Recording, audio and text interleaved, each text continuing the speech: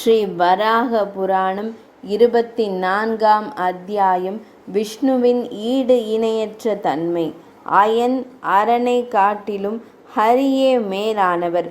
அவரிடம் சத்வகுணம் மட்டுமே உள்ளது. பிரம்மதேவரிடம் சத்வகுணம் ராஜச குணம் நிறைந்துள்ளது.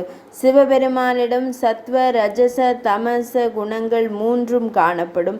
சிவபெருமானே ஸ்ரீ மகாவிஷ்ணுவின் ஈடற்ற தன்மையை ஏற்றுக்கொண்டார். பிரம்மதேவர் சிவபெருமானை சிருஷ்டி செய்யுமாறு கூறினார். அப்போது அவர் அதற்காக சிவன் நீருக்குள் இருந்து தவம் செய்தார். அவர் முன் கட்டை விரல் அளவில் நாராயணர் தோன்றினார். அதனை சிவன் நிராகரித்தார். அவர் தவம் தொடர்ந்தது.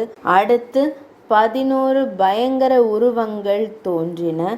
அவர்களை யார் என்று பரமன் கேட்க அவை பதிலேதும் கூறாமல் மறைந்துவிட்டன. அடுத்து ஜொலிக்கும் பிரகாசம் மிக்க உருவம் ஒன்று தோன்றியது. சிவனார் அவரை யார் என்று கேட்க, நான் நாராயணன், என் இருப்பிடம் நீர். இதற்கு முன் தோன்றிய 11 உருவங்கள் ஆதித்யர்கள். நான் தமக்கு இப்போது தெய்வீக பார்வை அளித்ததால் தம்மால் என்னை இப்போது காண முடிகிறது. தாம் சக்தி வாய்ந்தவர், சர்வக்ஞன், மற்ற கடவுளர்களால் வழிபடத்தக்கவர். என் அருளின்றி தாம் என்னை காண முடியாது என்றார். முதலில் அற்ப உருவில் காட்சியளித்த ஸ்ரீ மகாவிஷ்ணு பின்னர் விஸ்வரூபம், அதாவது பேருருவம் எடுத்து காட்டினார்.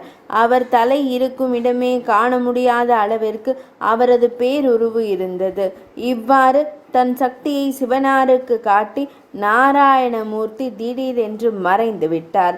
இதன் பயனாக சிவபெருமான் நாராயணரே முழுமுதற் கடவுள் என கூறினார். 24ஆம் அத்தியாயம் நிறைவடைந்தது.